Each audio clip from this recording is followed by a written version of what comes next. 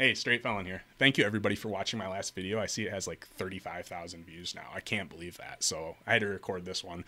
So we're going to start off the story kind of at the beginning. I'm going to talk about why I went to prison. I recently had a contest on Twitter to see if anybody could guess the 3 drugs I got caught selling. So I'd like to congratulate Lily Puzzle for winning that. She'll get the Cash App. And she got closest with 2 out of 3. The 3 drugs I got caught selling were cocaine, marijuana, and Oxycontin. This was like 2008, so Oxycontin was kind of at its height and it was about to go off the market. So to tell this story, I'll have to get into a little bit about my childhood and how I got addicted. I kind of want to save that for another story. I'm going to talk about a website that I was selling those drugs on called OPR, Online Pharmacy Review. And I'd like to give that its own video eventually too. So I'll try to skim over that. So basically, I was a very lonely kid.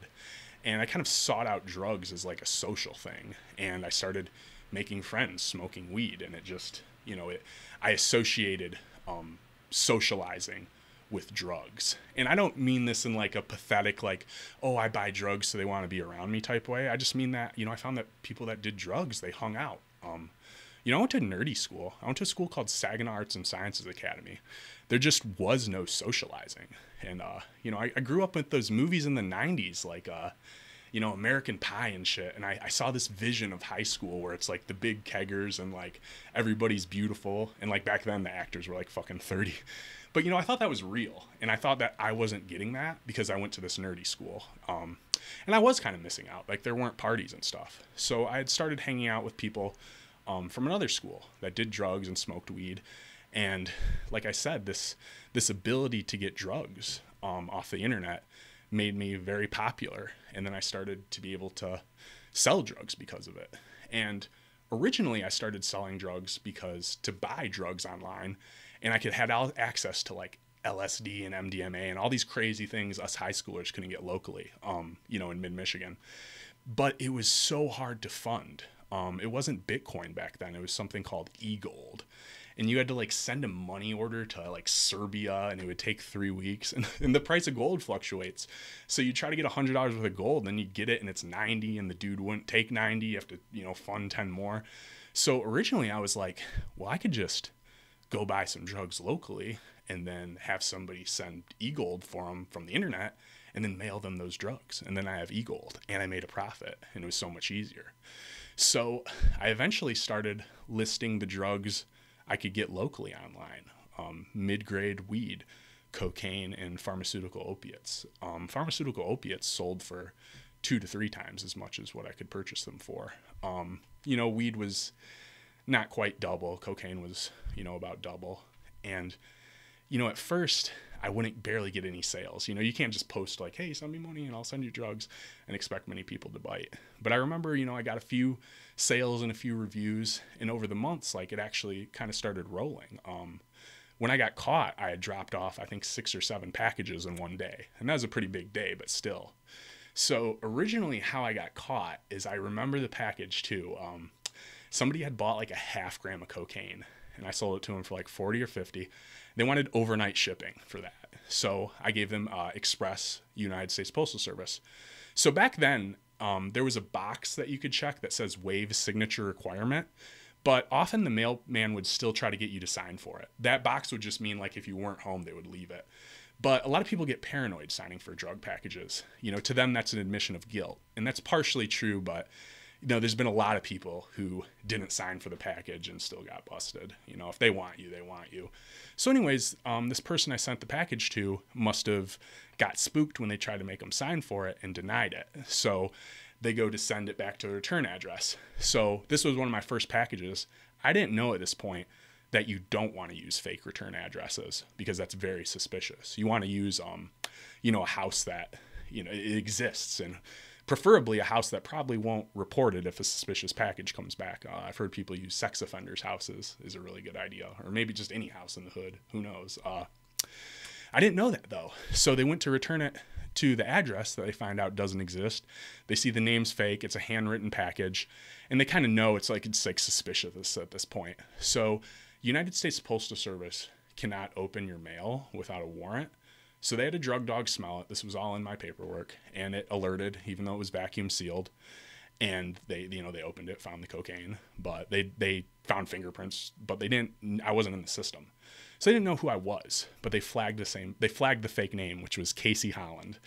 And months upon months later, after I'd kind of developed my business, I happened to use that same fucking fake name. And I used it at a kind of a local post office where the lady at the counter happened to, I didn't know this, she happened to live across the street from me before. So she kind of vaguely knew who I was. Like, once, the police came and talked to her, like she definitely could have racked her mind and figure out how she remembered me. It's a small town, so it wasn't hard to track down. And I'll never forget, man, this was like, I think of some bad moments in my life when I found out my house had gotten raided. I had, I started doing this and it eventually turned into something to just fund my own OxyContin addiction. I'd gotten to the point where I could sit down and snort 2 or 3 80s, which is, they're $40 each. So that's, I'm dropping over $100 in a sitting, and I was in high school. I was just in the 12th grade. So things were getting, progressively, worse for me. And I had a dealer who I was getting my cocaine and weed from who, would front me big amounts and could get me big amounts. And then one day he calls me over and says he has some oxys, a whole fucking bottle. And I'm like, I was like, hallelujah. But then I get there and they're generics and they're only the 40 milligrams and they're the worst generics, the ones that gel up and you can't shoot them, snort them, you have to eat them. And he's not giving me a good price for them. Like I would almost lose money selling them. The most I could ever do is break even. And I knew that they're going to be hard to sell because they're generics. So I'm going to end up eating all of them. And I told him that. And he just kept pushing the bottle on me. He wouldn't let me leave without it. And so I took it. And sure enough, I think I ended up getting caught with 44 I sent through the mail. So I ate the other 46. So, about half and half. But and I owed him all that money and still paid him back. But getting back to it, when I took all those oxys, I owed him the $2,000 for that bottle. Plus I owed him money for the coke and weed. And I was just behind. My habit had gotten out of control. And I'd been ducking his phone calls. But I had known him through my buddy that I went to school with. So he calls my buddy and we agree we're going to go over there together after school so nothing happens. And I remember we drive to the hood. He lived in the hood of Saginaw. We knock on the door. It's cold. It's like February. And his girl answers the door and she's like covered in bruises. Like he was a wife beater. And he did like the pro wife beater thing where he like punched her in the tit so you can't really see the bruises. But they're hanging out a little today so we could. And she just like won't look us in the eye. And she's like, come in. Tyler's not here right now. And she takes us to this cold ass living room and we sit down in fucking folding chairs. And then she like goes in the other room and is ironing clothes all quiet. And like, I'm like, oh my God, this guy's going to kill us. And my phone starts ringing and it's my grandparents and I won't answer it because I'm in the trap house. And they keep calling, I keep, hanging up. And then I get a text message that says the police just raided the house. And as I get that, Tyler walks in and he's like, I know you guys, you owe me a little bit of money. You having a little trouble paying me back. And I'm like, oh no. He goes, so I got you a couple ounces of weed to slang. And he fucking whips out like a 1/4 pound of weed. And the police are at my house right now. I'm like, no. And he's like pushing it on me. I'm like, no, I can't take this right. I gotta go. I didn't tell him what happened. And I drive back home and I remember I threw a bunch of shit out on the road. So that, like my vacuum sealer and shit. And I go to the house and it's just like the most dickhead cops ever. The local narcotics task force for this bumfuck area. They're like, they bust addicts. Like there's dealers around here, but there's not every dealer around here is also an addict. It's not like when you go to the city and you see like professional dealers, but they think they're the dudes who took down Pablo Escobar. So I remember they're like, I was a 17-year-old kid and I remember when they asked to question me, I wasn't like on some gangster shit like, man, fuck you, I ain't saying nothing. But I was like, hey, I think, I really want to talk to somebody like a lawyer first. And this dude like tripped out on me. He goes, you're going to be living in a fucking trailer for the rest of your life. And then he said too, when he sees my computer, he was like, we're going to take that and we're going to find all the kiddie porn.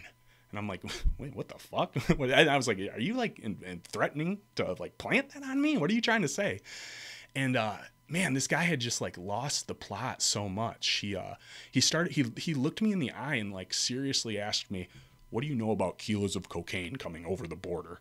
It's like, bro, I'm a 17-year-old kid from mid-Michigan. And they just would not believe that I didn't know anyone involved with meth production locally. I told them, I was like, I don't go to school here. I didn't grow up here. Like, I just live in this town as of recently. I don't know a single person other than my family. And they just like wouldn't believe it. And I remember they went through my grandma's junk drawer, took like her stapler and like sandwich bags and tin foil and, wrote down, drug packaging materials. And, the other beautiful thing is like when this happened, they like marched my grandparents downstairs, stood 2 cops at the bottom of the stairs so they couldn't come up, and then, came up and yelled at me and questioned me. But in the police report, it was like, yeah, Mr. Coonley agreed to interview and his parents were present.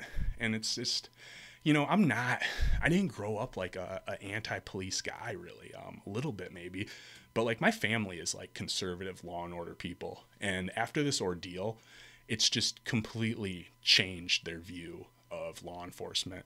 And they're not the type of people that, don't blame me. They do not do nepotism. Like, they hold me fully responsible. They just, the police have done some fucked up things. And I believe it or not, I kind of give the police a bit of a pass for doing fucked up things to criminals. Like, I've had the police beat the shit out of me.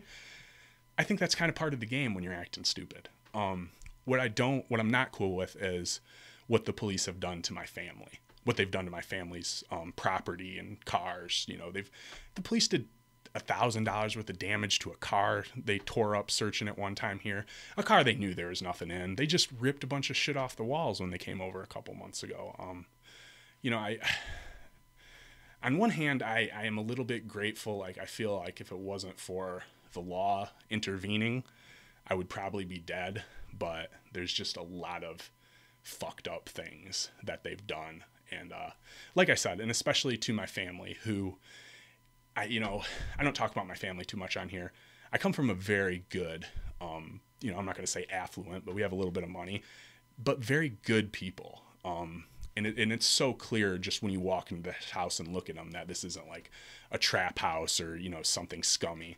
So for them to like lie and yell at my grandmother and destroy her shit was just, that was just uncalled for. And I don't think all of the police are about that, but I don't think it's right how so many of them, look the other way when the dickheads do it. Because it's so obvious, man. There's like 10 police officers here a couple months ago doing a routine search that did a bunch of damage to the house. And I could tell the dickhead cops, and I could tell the ones that eventually started feeling a little bit bad. I don't mean to go in my anti-police rant. I just wanted to talk about how I went to prison. What else do you want me to talk about? I got a million drug stories, a million prison stories. I talk about sexuality and shit a lot like that on here. So I don't know. I have plenty more felonies. I think I have 7 felonies now. So that I got sentenced to conspiracy to distribute. Now, when people hear that conspiracy, they think it means something different. I originally got charged with just distribution, and I pled down to conspiracy. Like, I did the shit. I didn't just conspire. And then they gave me what's called the Holmes Youthful Trainee Act for the possession of weed, which means it got off my record after a couple of years. Whoop-de-fucking-do. Why couldn't you done that for the cocaine charge? And then, after that, when was the next time I got in trouble? I got pulled over with like 100 Xanax, and I just locked my car doors and ate them all. So they charged me with 2 counts of R&O because there's 2 cops who pulled me out of the car and beat the shit out of me for that one. Possession of Xanax and possession of heroin for some heroin I had in the car. I got caught high as hell at the mall one time with some fentanyl on me. I OD'd at my house, got possession of fentanyl. Then I got caught with some fentanyl in my house again. That's what I'm on probation for right now, is I got caught with a fucking pebble of fentanyl in October 2019 in the cup holder of my treadmill. Just minding my own business, shooting a little fetty, walking on the treadmill. And nonviolent, victimless crime. And it is kind of crazy when you think about it. 2009, and I'm still dealing with this shit for a little chunk of fentanyl. Not driving around with it, not selling it, just me doing it. It's kind of crazy when you think about all the money and time that's gone through this whole ordeal. But anyways, thank you. I'm so profoundly grateful that like people actually like this shit. Like, I can't believe that anybody would ever want to hear about when Pookie stabbed Ray Ray in front of F Unit, or when I overdosed on ketamine and pulled my catheter out. That's a story. I'll have to put that one up there. It's just great getting this positive feedback. So thank you, everybody. I really appreciate it. Hey guys, want to get hard? Me too. Follow me on Twitter at straightfelon or chatterbait at felonontetherstraight. Don't like guys? Check out one of my favorite trans performers, Lily Puzzle. Straight felon, the only thing I love more than injecting opiates is a monogamous relationship with a trans woman. Good night, everybody.